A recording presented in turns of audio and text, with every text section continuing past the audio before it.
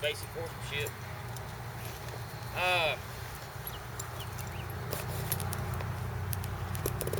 He's really watching me.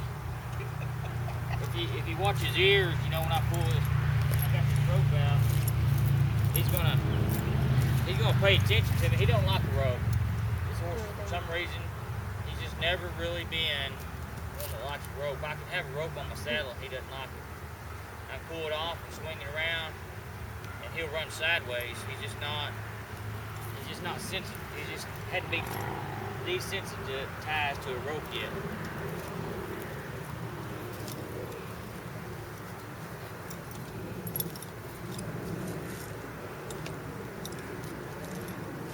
When you know, you can tie your horse to the fence or whatever, but if they're tied, a lot of times what's going to happen is, if this horse decides he's going to pull back, he's going to find that he is tied to something.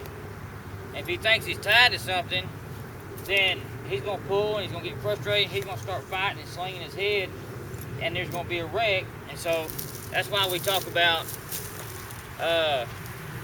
doing the rope in such a way that we normally leave it like that, but if we come up here, he starts to pull back, what happens, this will slide up, but it gives resistance there. I don't tie mine tight, but then you can pull it out of there.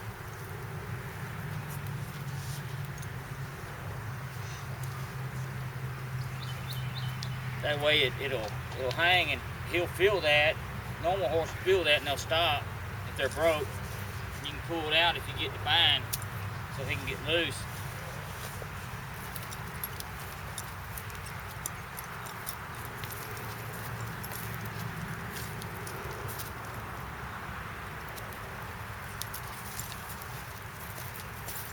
See, I'm not pulling the lead rope on this horse. He's about where I want him. He's facing up to me pretty good now. He's turned toward me. And I want that horse to go there when I go. I don't want to have to pull the lead rope around. That's for the round pen. Matter of fact, in the round pen, I start a horse off in the round pen, and when I walk up to him, I'll walk up to him and I'll turn to go away, and they'll follow me. So they're automatically learning for me to lead them. So they know, and I'm not putting any pressure on this lead rope, but he's going to follow me around. So that's what you want. You don't want to have to pull a horse. We had a horse that once you started off, first thing he did was he'd pull his head back, and then he'd come forward.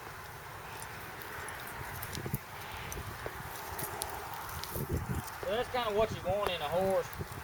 You want them there. We'll talk about how to get them there at a later date. But if you're looking at a horse to buy something that's broke, that's one thing to look at. How broke is he? How broke is the horse? This horse automatically knows that I'm fixing to go that way when I pick this rope up. So there's some safety reasons why you want your horse to do that, is because you want your horse to face up on you.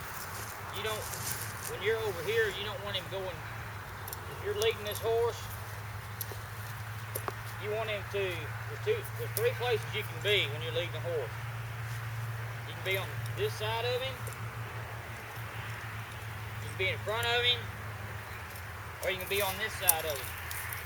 Now, being in front of a horse, that's really not the place you want to be in case they lunge forward. And if they lunge forward,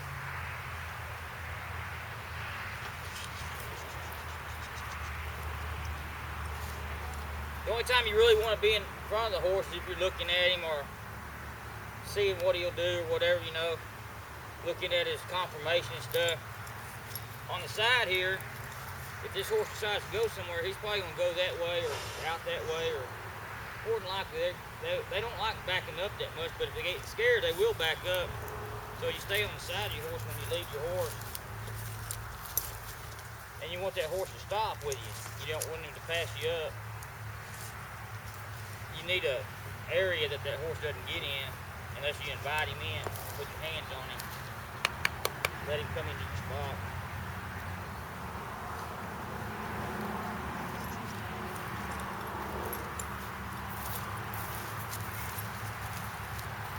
now we talked a little bit about saddling the horse. I'm not going to go back through that right now, but after saddling your horse, a lot of times you want to clean their feet out before you ride them.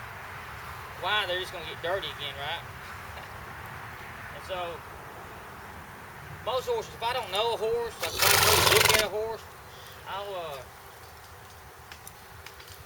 come up to them and I'll come down their side here, and then I'll go down their leg here, and right inside their legs it's called chestins. These chestins right there, you can grab one of them and pinch it, and see how he does his knee right there.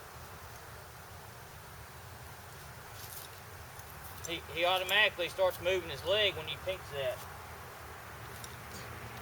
But there's all kinds of different hoof picks that you use. This is one here made out of a horseshoe.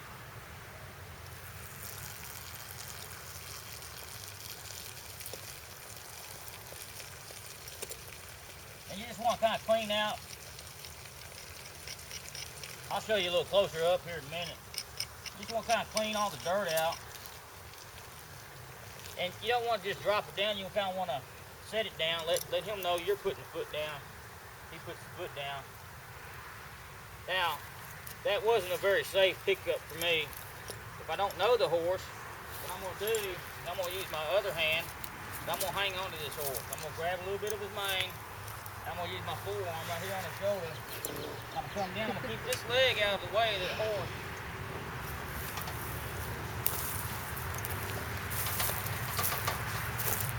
And then when he starts to bend it, I reach down and pick it up. And that horse paws, and my leg's out here in front, like this. He paws. He's going to catch my leg, and it's going to hurt. So that's why I keep my leg out to the side. It's the same way on the back. Now, I'm going to go to the back. I don't know how he's going to act on the back. He may act a little differently. If he does, I hope he doesn't act up, but then again, I hope he kind of does, because I want to show you what I do. And the reason I put the lead rope there is so I can grab it. If I'm working this horse, if I got my saddle in my hand or whatever, I just want to throw that lead rope over my arm. Again, that way it's not tangled. I don't get my hand caught in there somehow and he jerks me off my feet. I throw the lead rope over the horse like this.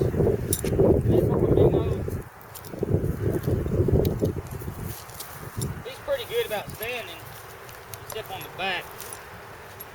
And what I do here, horses kick out the back. They can kick a little bit to the side as well, so I want to make sure that this leg doesn't get in behind and this leg stays out of the way. So I put my hand up on the rump and I put down, let them know I'm coming.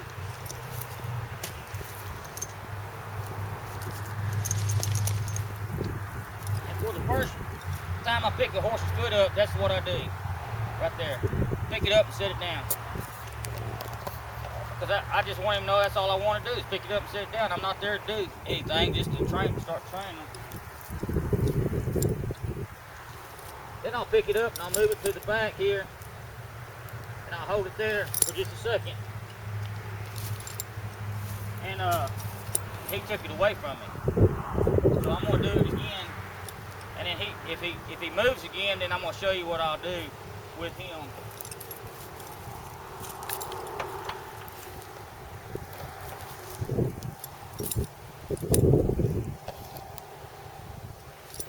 Hey, not going to do it, is he?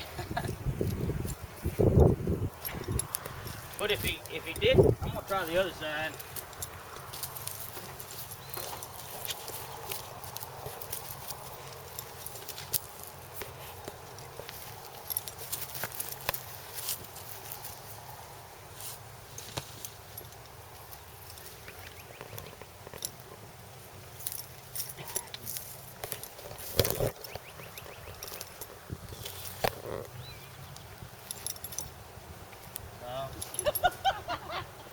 One too many, huh? I put the lead rope there so I can grab it. That's the only reason I have the lead rope there. pet down them. I let them know I'm coming because it doesn't startle them. Sometimes they get to pay attention to something else, a squirrel or whatever.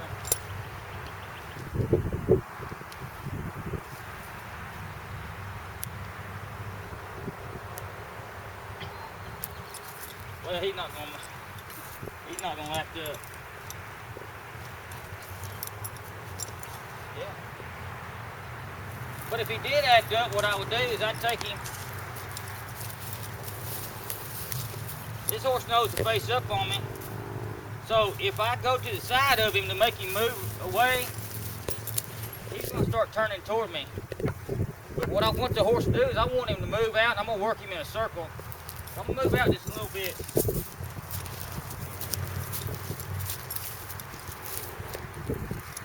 So to get this horse to go that way instead of follow me around like this, I don't want this horse to follow me around like this.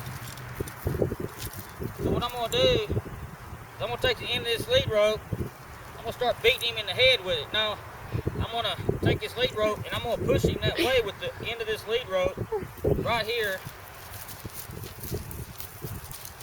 Now I didn't hit him with it, but he moved away from it. If something's coming at your head, you're gonna move away from it, right? And that's, we want that head to move away like that.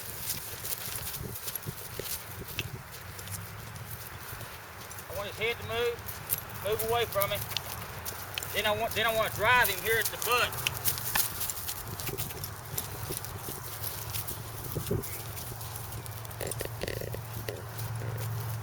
But then if I step here, I didn't pull the lead rope, I stepped right there and he stopped because I cut him off.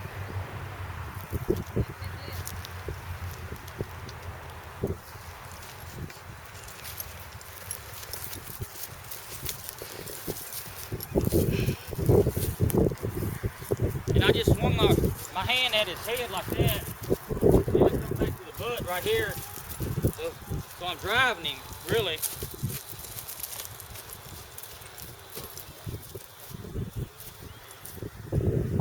If I was in a round pen, he'd just be going around the side of the fence. But I cut him off right there so he stops and faces up to me. We call that latching on to you. That's where you want a horse to be latched on to you. Busy.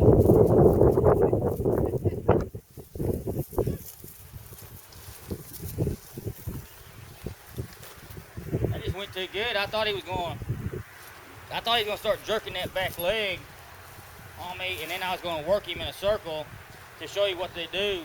Once you work them, if they start jerking that back leg, you just get them, you work them in that circle, and then you stop them, you come back to them.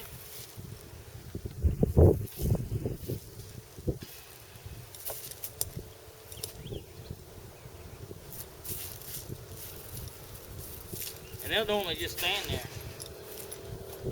Because they'd rather, he's learned that if he moves, he works. And that's a thing for us with the Lord.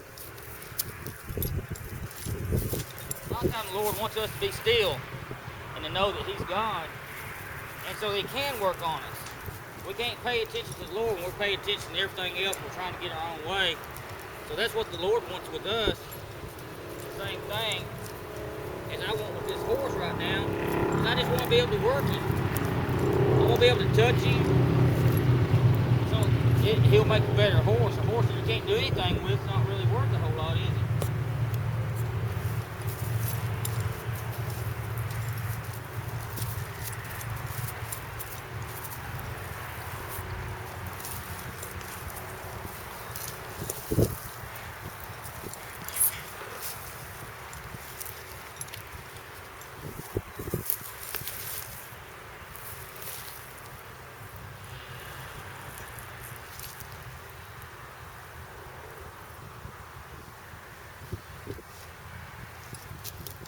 I'm not trying to pick his leg up. I felt something on his leg that drew my attention. So as I run my hand down that leg, I felt something that bothered me. So I stopped to look at it, and what it is he's hit his leg on something back here. It swelled up. So I'm gonna ask him to give me that foot.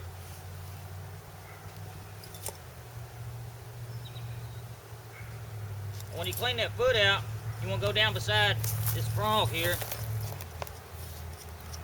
and just peel that dirt out. Just make sure there ain't nothing stuck down in there or anything, like a stick.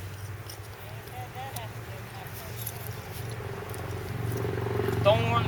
If you're around where there's mesquite, you'll get mesquite there.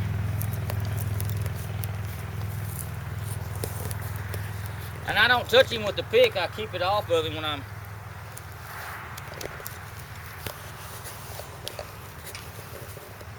I pick the foot up this way, and then I pull it back, and I put my leg right there. And I rest him right there, then I clean that out.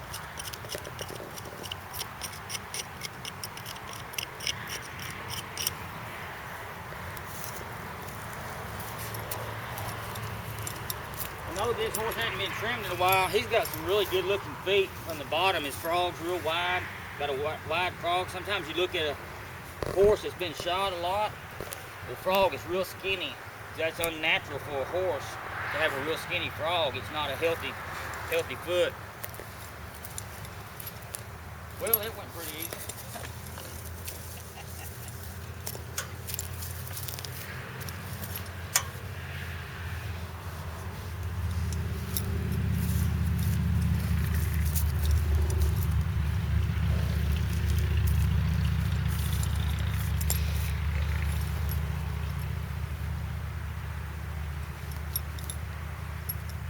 Saddle up again.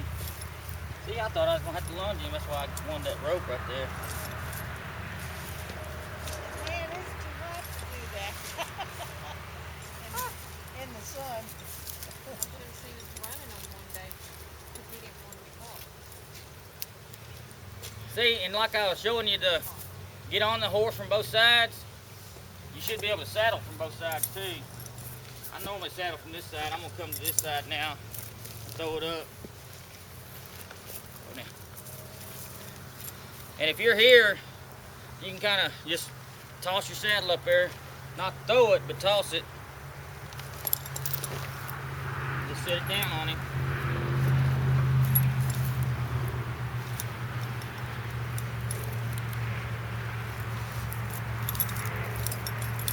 I always keep my hand on my horse again there. That way he knows where I'm at. I push this up in there so it doesn't pull down on his withers.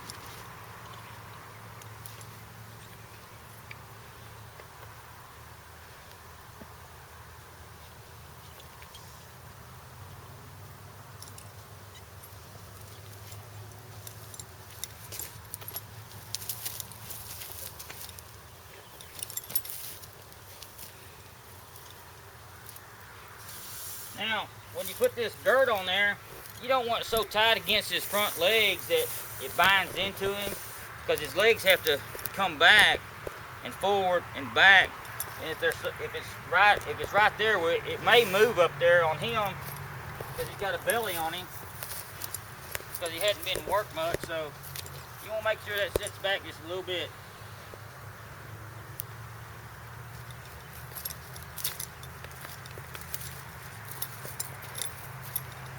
And you just want to snug that up where it may not come off. Oh, and if he decides to move around, the saddle won't come off of him. So you just want to snug it up there. If he decides to move around a little bit, it doesn't slide off or fall off. There again, I stay away from the back feet instead of reaching underneath here like that. If he kicked up for some reason, he'd catch the back of my elbow and it'd really irritate me.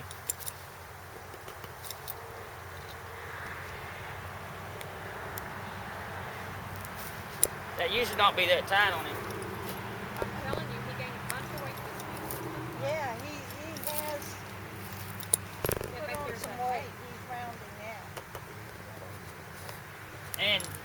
normally you don't need your saddle real tight unless you're roping or something. Just riding, you don't really want it real tight. And there, this is back where I had it, back where I left it. I'll leave this down for just a moment.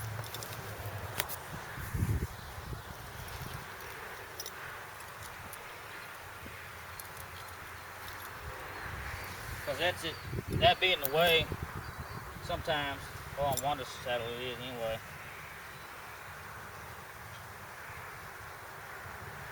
And as you're saddling up and stuff, you want to check all your stuff. You want to make sure everything's straight, not all twisted up. And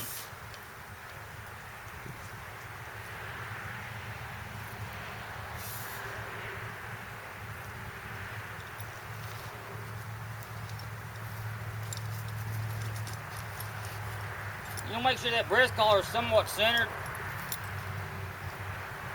And it'll come down, but you don't want it to go past the point of the shoulder right here.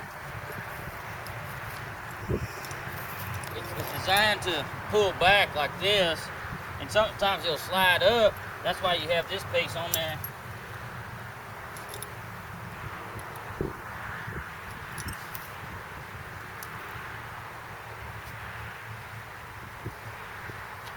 See, and it's still pretty loose on it.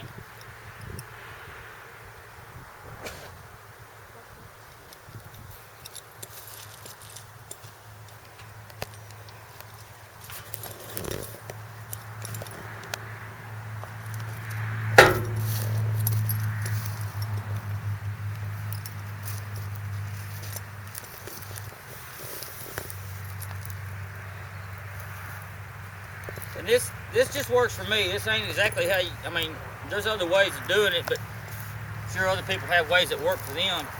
I just make sure he can't get away from me. If he gets spooked or whatever, I can grab this and pull his neck back to me.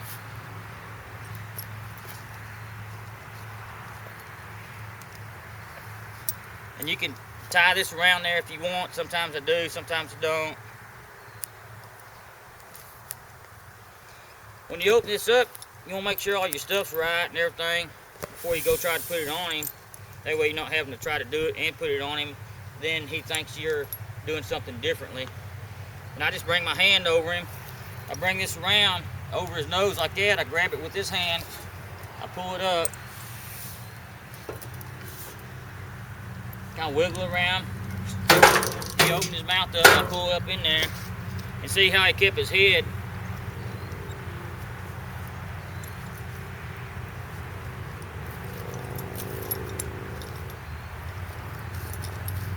So I do that every time, so I could probably do it differently and he'd probably keep his head there because he's kind of used to having his head at that level now.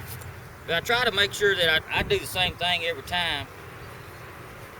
That way it's not something, just make sure you don't get your throat latch caught into something when you're hooking it up. There again, it's not, throat latch isn't made to be tight because the horse needs to move his head.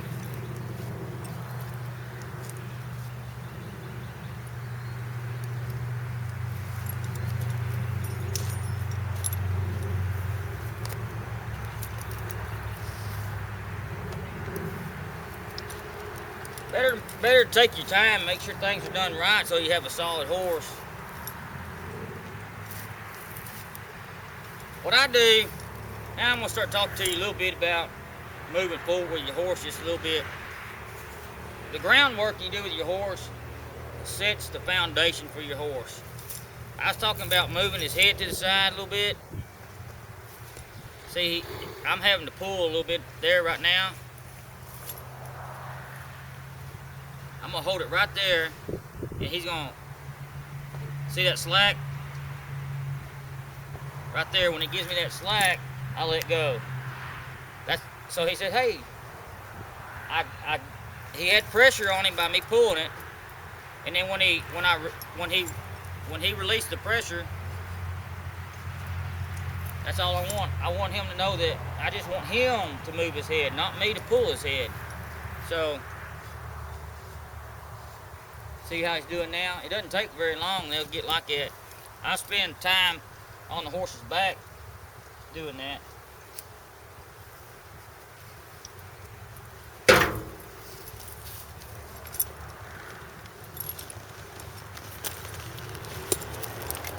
See, he wanted to go somewhere. I really don't want my horse to take off walking when I get on the back of a horse. I want him to stand there, so I'll sit here for a while on my horse while I'm training them. That way they know we ain't no hurry. Don't get on and John Wayne on just yee-haw.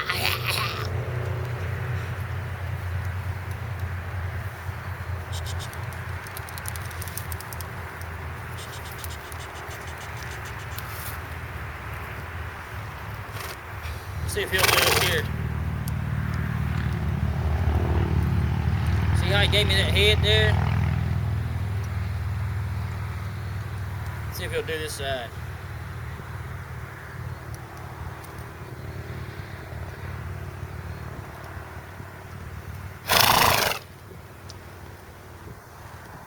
Oh, we ain't got no more teach now, do we?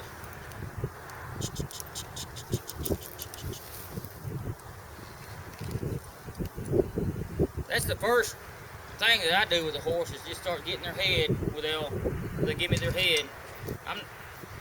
We all like to take off and trot and walk and get around, move around somewhere, but this is just as important as to be able to move your horse around, just flexing him some so he'll flex.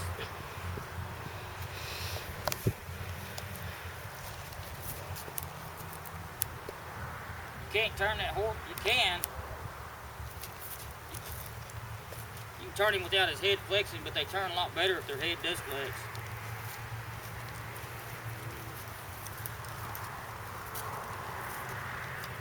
And I just encourage him with my spur right there.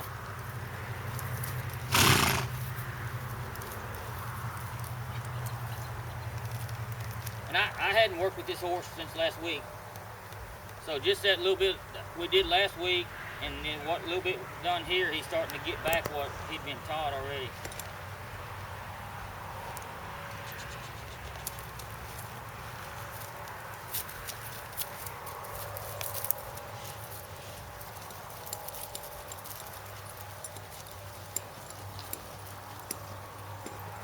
When you stop, you want to open your legs. Whoa. You want to open your legs off of them because they think you're. And that's one of the first things you want to do is you want to teach your horse to stop. Do it at a walk. Whoa. Pull your legs off of them and say whoa. That's the only time I say whoa if I want his feet to stop.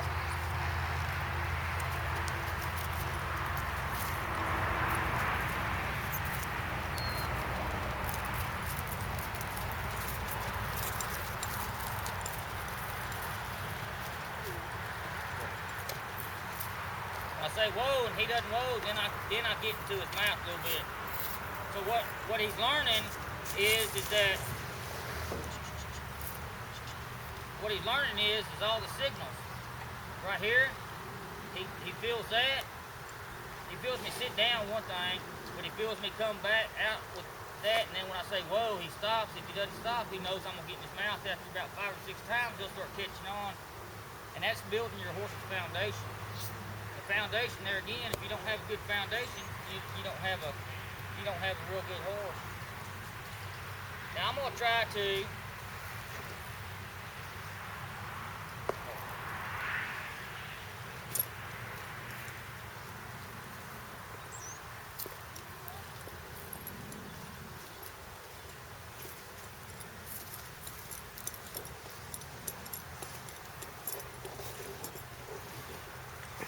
show you why we want a good foundation with a horse.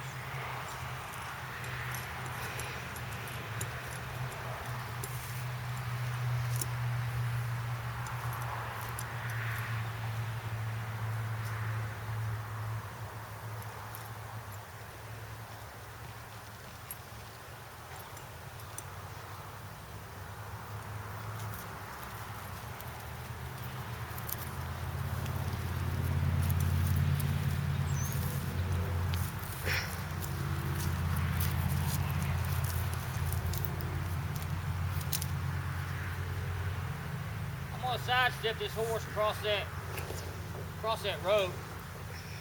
But in order to get that horse to side step across that rope, he's got to be able to stop in the right spot. A lot of times people will say, they'll smooch to their horse, get him to go, he'll go past it, they have to back him up, pull him forward, back him up until they get him in the right spot. So we just want, that's all I wanted, just one little old step. And we'll get to it in a second, but I'm not in a big hurry. If I got in a hurry, it would frustrate him, then what would I be? Frustrated.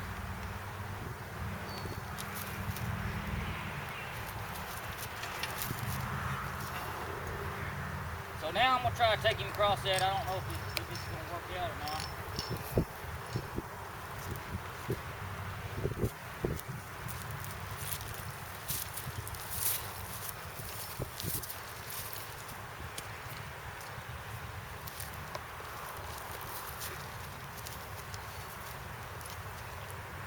But if he wasn't in the right spot, I never would have been able to get across that rope, and if it had been a log, it would have hurt his feet. I probably would have just slipped on it. Oh, did he slip on it again?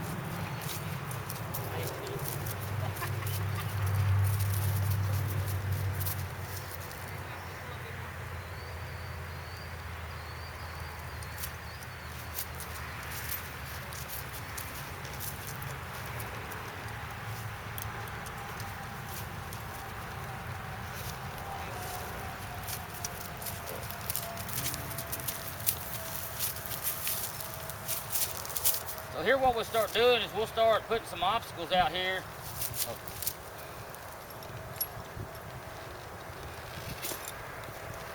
We'll start working with them obstacles. People start bringing their horses. So we can teach people how to have a little bit better control over their horse. You know, I've seen people try to back their horse into a broken box, and they get all frustrated because they didn't work with the horse enough.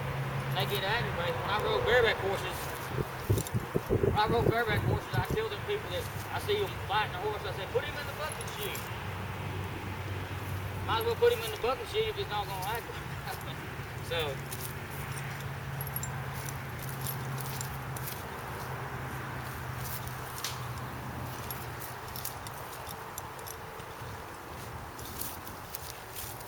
see, I don't like having to pull on him when I pull in there. That just means he needs more work. I need to work with him more, is what that means.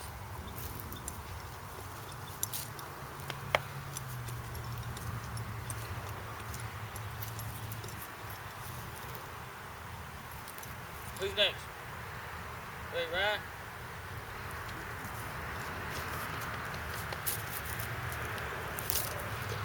I really thought he was going to act up on his back feet, so I thought I was going to be able to work him some. But I don't want to work him for something he didn't mess up on.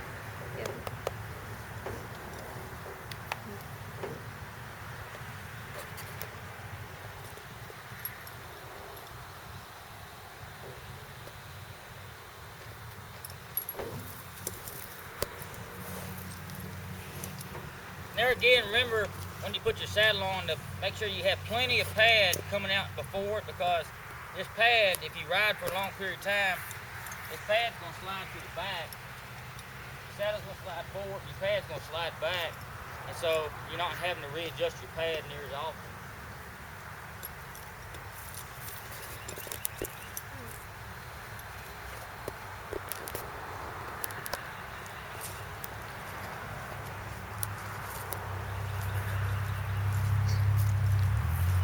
Well, it went as planned, but didn't go as planned.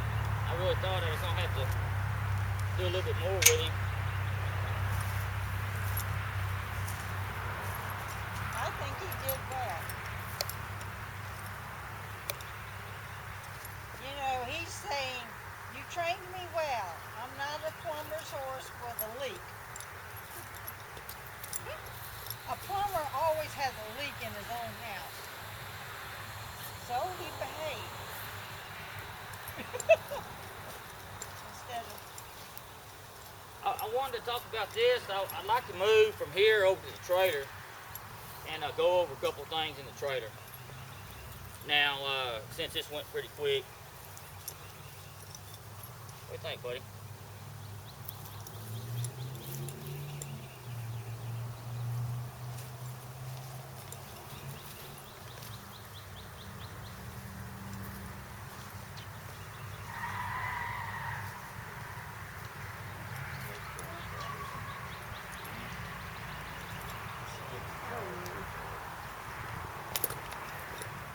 Had somebody chasing him out of the yard.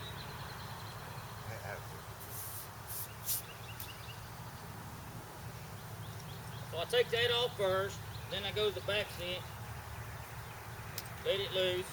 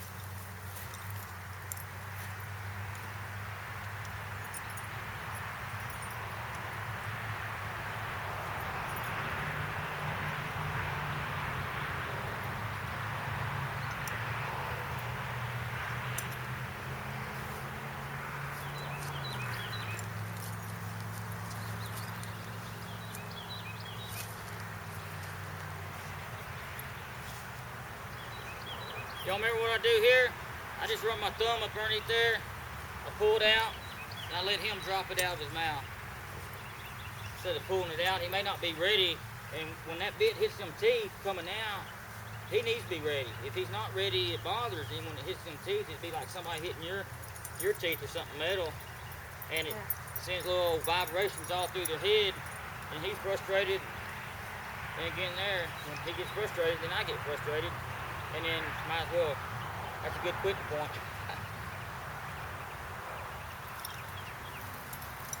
That's why horses and kids make a good training to it. They find out each other's points and they know when to stop. You gotta be in tune. Okay. Now, That don't get you quickly, right? okay. Yeah, I'll come back and get it. I want to go to the trailer. I want to talk about loading your horse in the trailer. I want to talk about something about hauling too. Something that everybody ought to have with them.